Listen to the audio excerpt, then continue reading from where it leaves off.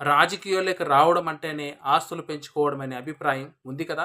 కానీ అందుకు భిన్నంగా ఆదర్శంగా నిలిచిన ఇద్దరు ఎంపీల గురించి మీకు తెలుసా?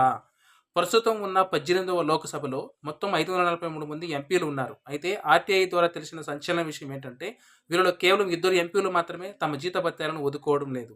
వీరిలో మొదటివారు హర్యానాకి చెందిన బీజేపీ ఎంపీ నవీన్ జిందాల్ గారు. ఆయన తన జీతంతో పాటు ఇతర అలవెన్సెస్ కూడా తీసుకోవడం లేదంట.